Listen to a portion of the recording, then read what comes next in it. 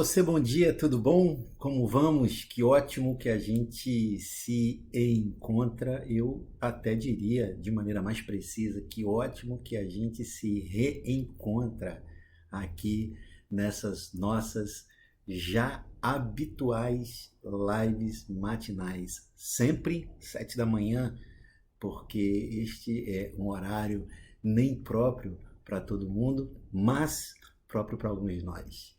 Que bom que a gente pode, mais uma vez, poder estar nesse espaço para a gente continuar batendo o papo que a gente vem batendo e conversando sobre as coisas que a gente vem conversando. Essa semana a gente está aqui falando sobre felicidades, modos de usar. Lembra, se você ainda não viu, volta lá. Na segunda-feira eu já falava sobre aspectos relacionados à ideia que os gregos tinham de felicidade. Isso é muito legal, de ver a felicidade como o fim último da vida. Na terça a gente olhou a felicidade dentro do ambiente de trabalho. Ontem a gente avançou mais ainda para outros aspectos da felicidade. E hoje, quinta-feira, eu quero fazer das quintas-feiras um dia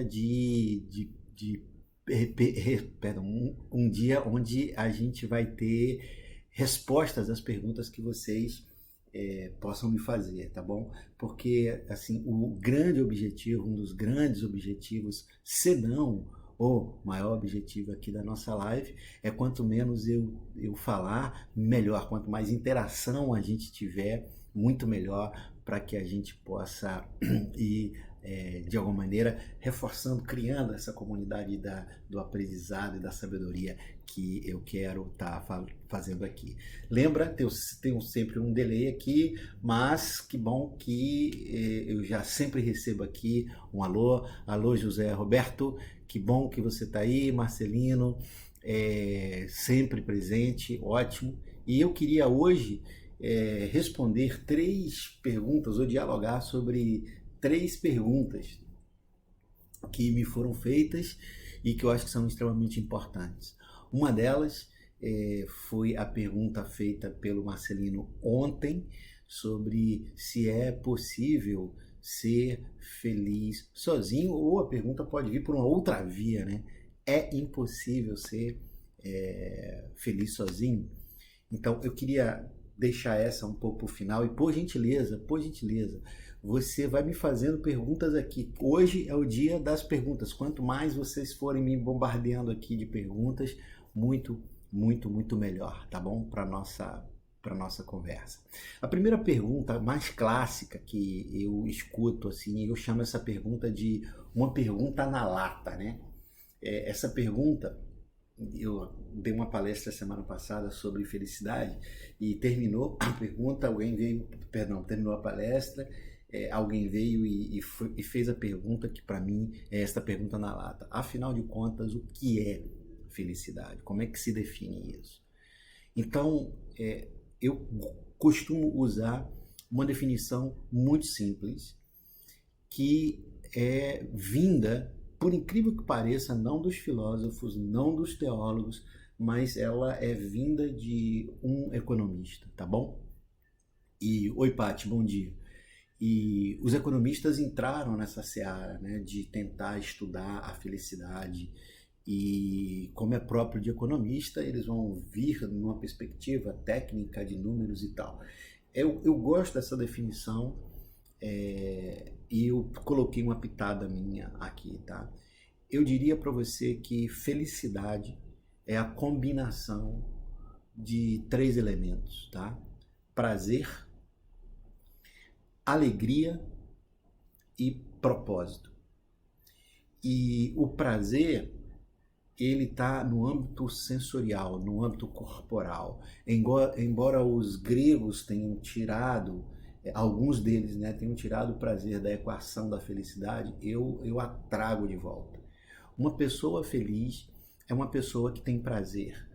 E quando eu digo prazer, eu quero te dizer que quando eu como aquele bolo de chocolate, quando eu como aquele prato que me é favorito, quando eu tenho uma relação sexual, quando eu durmo bem. Oi, Cristina, tudo bem? Quando eu experimento as sensações no meu próprio corpo que me indicam um sabor. E prazer é um componente da felicidade. O problema é a gente achar que felicidade é prazer, ou reduzir a felicidade a prazer.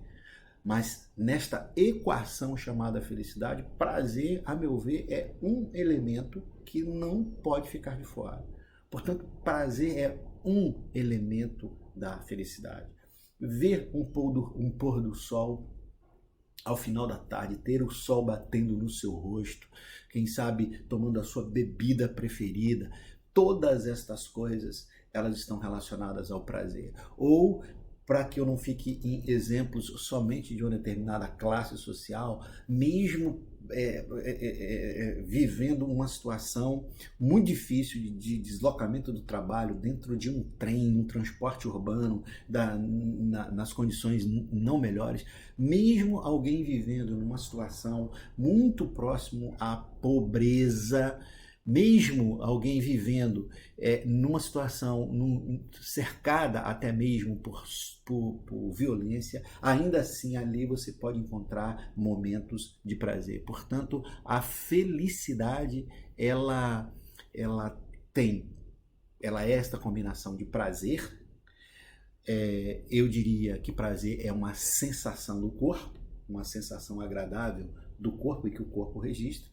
Mas a felicidade também é alegria, tá bom?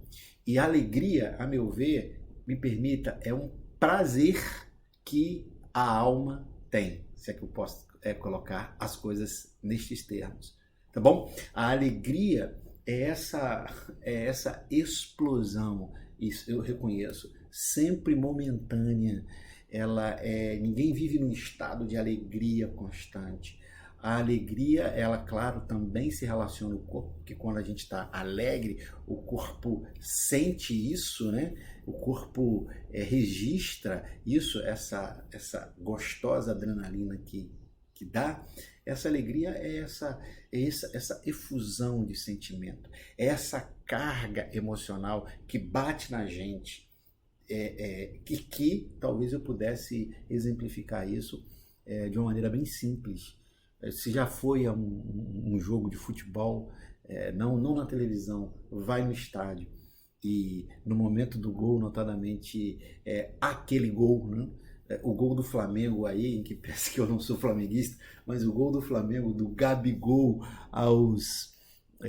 no finalzinho na Taça Libertadores, na última Taça Libertadores, e se você pudesse medir, fotografar, isso foi fotografado, mas se pudesse com os seus olhos pegar um torcedor, uma torcedora apenas, e ali você estaria vendo o retrato da alegria, né? Aquela explosão de sentimento que se dá dentro de você e que reflete por ondas energéticas no seu corpo. Portanto, quem tem prazer associado à alegria, se você soma prazer e alegria, você começa a encontrar felicidade. E eu acrescentaria um terceiro, que é propósito. Por uma razão muito simples. O propósito é aquela razão que dá razão a todas as outras razões. Uma vida sem propósito, uma vida sem porquê, é uma vida que vai cair na infelicidade por uma razão muito, muito simples. Porque vai ser uma vida que vai buscar o tempo todo prazer ou alegrias que muitas vezes não se sustentam. São prazeres e alegrias que são momentâneas. O propósito é aquilo que dá sentido à vida, direção à vida, e que eu diria que qualifica o prazer e a alegria. Gente, desculpa, eu esqueci de carregar aqui o meu computador. A minha bateria está me avisando que meu computador está entrando em modo bateria, ou de economia de bateria, e a fim de não interromper, eu tenho um saquinho aqui que eu coloco tudo quanto é fio possível. A fim de não interromper aqui nosso papo, eu vou só levantar aqui do sofá de onde eu tô e conectar o meu fio aqui e volto, tá? 1 minuto, segurei. Menos de 1 minuto.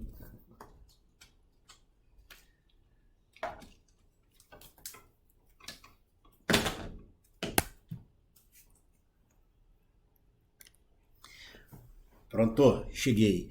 Eu falava de que o propósito ele qualifica tanto o prazer quanto a alegria. Portanto, é, ainda que muitas vezes o dia a dia não se passe com muito prazer ou a gente tenha pouca alegria, o propósito parece sustentar a nossa vida. E há propósitos que não são necessariamente prazerosos no momento, nem alegres, mas eles sustentam a nossa vida e nos dão um senso absurdo de realização. Eu quero, portanto, te dizer que a minha resposta mais simples, grande Elias, tudo bem com você? A minha resposta mais simples à felicidade é que felicidade é um cômputo de prazer, alegria e propósito. Quem tem e aí eu vou apertar mesmo o raciocínio. Quem tem uma quantidade de prazer, uma quantidade de alegria associada a propósito, quem tem isso de maneira muito intensa, pode-se dizer uma pessoa feliz. O seu contrário é igualmente verdadeiro. Quem tem uma quantidade de dor e quem vive constantes episódios de tristeza associada à falta de propósito, certamente se experimenta infelicidade. Agora aqui, se liga nessa, tá? Beleza? É possível alguém ter uma vida de prazer e ser infeliz. É a velha história. Lembra a velha história de ter dinheiro e não ser feliz. Porque uma das coisas que pode comprar prazer, melhor dizendo, quem tem dinheiro compra prazer, não tenha dúvida. Quem tem dinheiro compra prazer. Quanto mais dinheiro se tem, mais você compra prazer. O dinheiro ele vai te levar a prazeres mais qualificados, ele vai te levar a prazeres mais refinados. Isso aí não tem... isso é relativo, é subjetivo. Não é relativo, não é subjetivo. Se você não mora aqui no Rio de Janeiro, deixa eu te dizer, aqui tem um bairro chamado Marechal Hermes. E no bairro de Marechal Hermes, assim, eu morei na cidade de Nilópolis, e eu me lembro que em Marechal Hermes, você tinha uma praça e eram famosos os cachorros, o cachorro quente de Marechal Hermes. As pessoas compravam ali na barraquinha, você botava aquela batata frita, enfim, é uma instituição carioca, por assim dizer, numa determinada parte da cidade. Mas ele custa, sei lá, R$5, R$7, ele mais uma bebida qualquer. Há uma diferença entre isso e você ir para um restaurante comer uma comida de um chefe que estudou de maneira refinada, detalhada, cada sabor. E, sem dúvida alguma, ainda que alguém possa dizer, mas ainda assim eu prefiro o cachorro quente total, aí tem um outro elemento que eu quero te dizer, o refino do paladar, o refino dos sentidos. Todas as vezes que você refina teu sentido, você vai precisar de prazeres mais intensos. Viajar, pensa, qualquer viagem que você faça, uma coisa é você viajar 5 horas numa cadeira que não reclina, outra coisa é você viajar 5 horas numa cadeira que reclina. E assim eu vou escalando para você essa hierarquia de prazeres. Quem tem grana, compra prazer de maneira mais imediata. Qual o problema? É que prazer nem sempre gera alegria. A gente conhece gente com mansões que simplesmente a pessoa, ao olhar para elas, tem prazer, mas por dentro a casa está marcada, a casa dá prazer, mas não tem lar, não tem alegria, não tendo alegria é fruto de ausência de propósito. Vê só o seguinte, ponto felicidade é a conjunção entre prazer, alegria e propósito. Essa é a primeira pergunta, se o que é felicidade. Eu estou vendo aqui Fidelis, poxa, quanto tempo, que bom que você entrou, cara, tava com saudade da sua presença, que ótimo. E aí, essa é a primeira pergunta, felicidade, portanto, fica aí, grava isso aí, porque eu acho que essa é uma definição simples, direta e não romântica, você está entendendo? Não, eu acho que ela vai no ponto. Segunda pergunta que eu quero responder hoje, tá bom? E não se esquece, pode me fazer a tua pergunta. É possível medir a felicidade? Assim como se a gente tivesse, assim como o termômetro mede nossa temperatura corporal. Será que a gente tem um felicimemômetro? sei lá como é que é isso. Você está entendendo qual é o que eu quero dizer, né? Será que a gente pode dizer, ah, deixa eu pegar alguém aqui sei lá, será que a Paty é mais feliz do que a Cristina que está aqui? Será que a Cristina é mais feliz do que o José Roberto? Será que o José Roberto é mais feliz do que o Marcelino? Quem é mais feliz?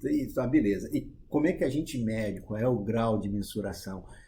Que métricas a gente tem para medir algo que para a gente parece ser tão subjetivo quanto a felicidade?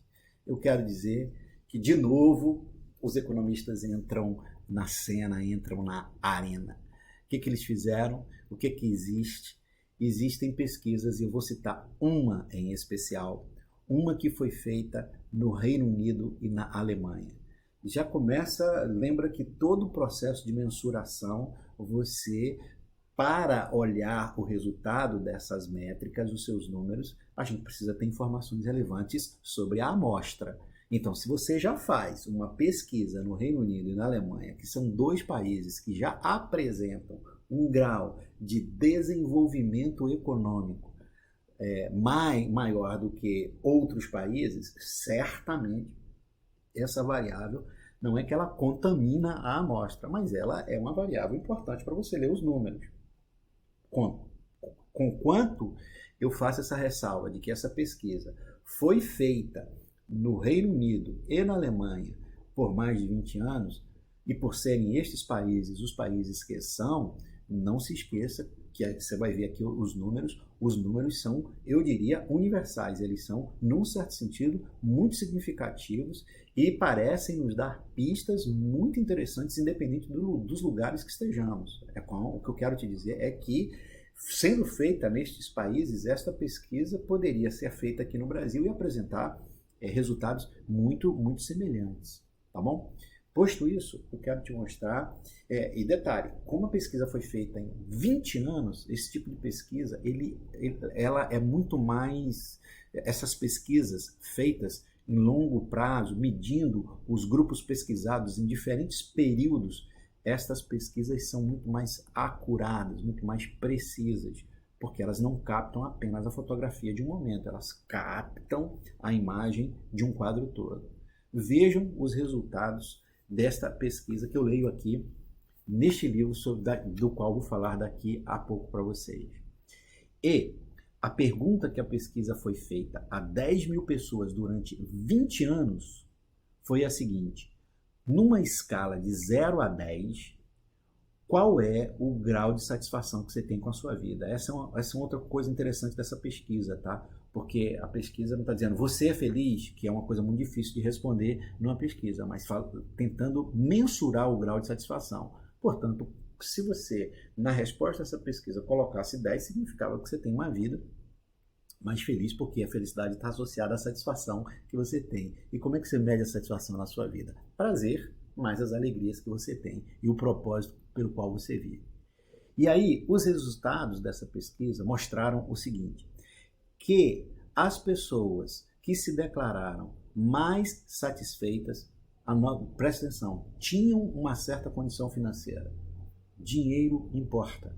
A gente tem uma coisa muito romântica com dinheiro, o dinheiro não compra felicidade, o dinheiro é isso e aquilo, e é uma brincadeira que eu faço aqui no livro. Se dinheiro não compra felicidade, faz o seguinte: eu vou te dar o número da minha conta, faz um depósito para mim, tá? Claro que o dinheiro não compra felicidade, mas o dinheiro, ele te livra de uma porção de dores e te dá acesso a algumas circunstâncias e situações que vão te levar a, por exemplo, uma situação de segurança. Se eu não tenho dinheiro para pagar um plano de saúde no Brasil hoje e tenho alguma doença e vou depender da assistência pública de alguns setores da saúde, de alguns lugares de setores públicos desse país, é um convite à aflição. É muito diferente eu chegar e ter uma determinada dor e o médico me pedir um exame e eu ter a condição de fazer o exame na hora para tentar ser diagnosticado. Você sabe o que é aqui, já deve ter visto, não quero nem gastar tempo com isso, a dor que é a saúde pública nesse país. Então, dinheiro importa, nesse sentido, uma certa condição financeira, aumenta teu grau de satisfação. Veja, certa condição, a gente não está falando de riqueza, a gente está falando de bem-estar social, que é aquilo que o dinheiro em quantidade razoável, racional, pode trazer para a nossa vida. As pessoas mais satisfeitas, ou elas eram jovens, ou elas já eram mais velhas. Curioso, a meia-idade parece não ter dado muito resultado. Assim, as pessoas na meia-idade não declararam grande satisfação. E isso é muito interessante porque é exatamente na meia-idade onde a gente sofre as maiores crises da vida ali aos 30, aos 40, onde a gente já não é tão jovem, mas também já não está velho. As placas tectônicas da nossa vida porque começam a tremer por baixo. É ali onde a gente questiona todas as coisas e, enfim, ali na meia-idade parece não ter mostrado um grau maior de satisfação. Tinham saúde, claro, eu volto para o meu ponto a saúde, a ausência de saúde, ela traz, além de profundas angústias emocionais, a ausência de saúde está relacionada a alguma dor física, algum incômodo físico, tá? Tinham algum nível de educação formal. Pô, isso aqui é importantíssimo. Se eu pudesse viralizar isso aqui agora, como eu viralizaria para esse mundo? As pessoas que apresentaram um grau de educação formal, portanto, foram à escola, fizeram um curso, têm algum tipo de educação formal, e eu vou acrescentar, mantém a vida, a mente intelectualmente ativa. Essas pessoas apresentaram um grau muito maior de satisfação, portanto, de felicidade. E, por fim, pessoas que se declararam ter uma religião, fosse ela qual fosse. A ideia de que a vida não se resume a tudo aquilo que eu pego, sinto, vejo. Há uma transcendência, há algo, alguém para além de mim mesmo. Sobre isso eu falo sobre isso falo amanhã, especificamente. Então, o grau de satisfação que as pessoas revelaram passa por essa mensuração que eu acabei de dizer aqui. Mas tem um último que é o seguinte: as pessoas que apresentaram um grau de satisfação maior do que outras estavam empregadas, e é óbvio o que o desemprego faz na vida da gente. É dilacerante, assim, dilacerante. Estavam empregadas e tinham um trajeto curto da casa para o trabalho. A pesquisa mostrou que ficar preso no trânsito por horas significativas é algo absurdamente gerador de insatisfação e, por consequência, de felicidade. É possível, sim, medir felicidade. A questão é a amostra e quais são as métricas que a gente tem. Por fim, mas não menos importante, o Marcelino me perguntou ontem se é possível ser feliz sozinho, se é impossível ser feliz sozinho, por assim dizer. Curioso é que um aluno meu me perguntou um dia, quando soube que eu me tornei não diria um especialista em felicidade, mas me tornei alguém que conhece o assunto. Ele me perguntou assim: Eduardo, casados são mais felizes do que solteiros? Eu escrevi um texto sobre isso. E isso beira um pouco a pergunta de se é possível, se é impossível ser feliz sozinho. Eu tenho medo de responder essa pergunta, eu sou muito honesto com isso. Eu tenho medo de responder essa pergunta porque eu tenho medo dos decretos, das sentenças, de dizer que a vida é assim e tal. Eu tenho muito medo de dizer isso, mas eu quero falar assim, que eu acho que tendencialmente, em termos de tendência, como regra, sem desconsiderar as preciosas, reveladoras exceções, como regra, eu devo te dizer que eu entendo que a comunidade, que a comunhão, ela é mais produtora de felicidade do que a solidão ou o isolamento. Veja as lives da semana passada, eu falei sobre solidão a semana toda.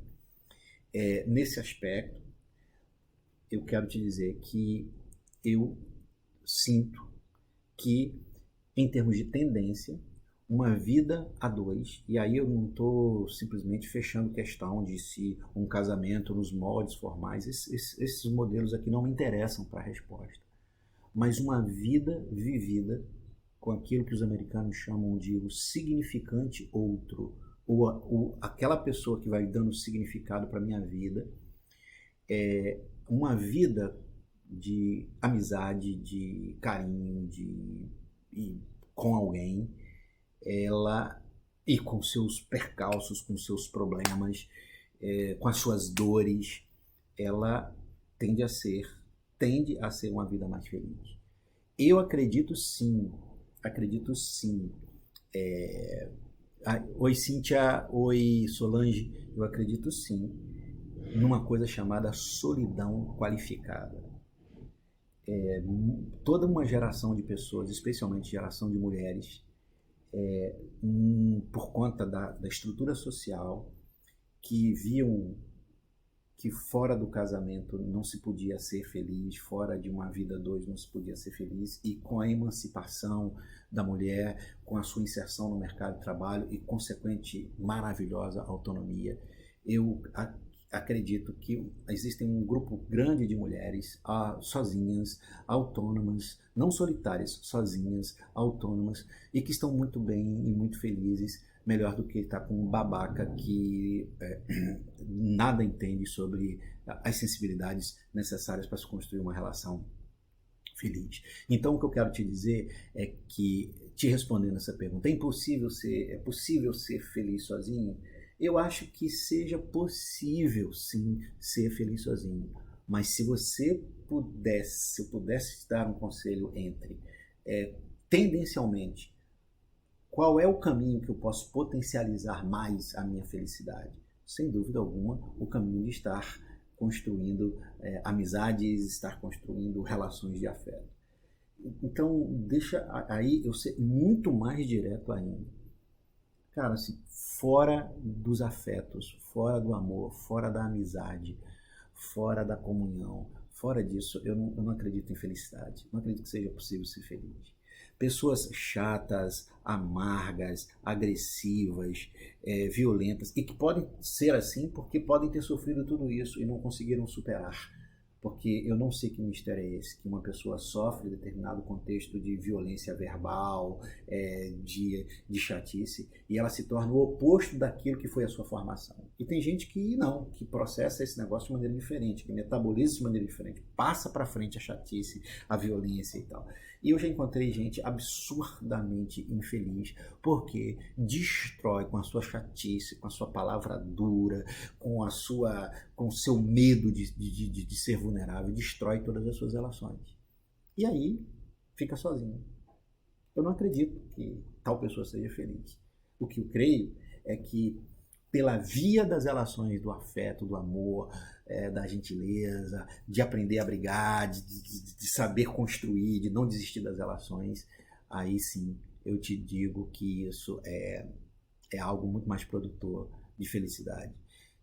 Assim, eu fecho os olhos e, à medida inclusive que vou envelhecendo, eu cada vez mais vou jogando as minhas mãos para o céu e dizendo muito obrigado pela pessoa especial e maravilhosa com quem eu convivo esses anos todos. E cada vez mais vou me tornando dependente dela e desta relação, por uma razão muito simples. Eu acho que, se não é impossível ser feliz sozinho, é muito difícil ser feliz sozinho. Galera, 3 grandes perguntas que me foram colocadas.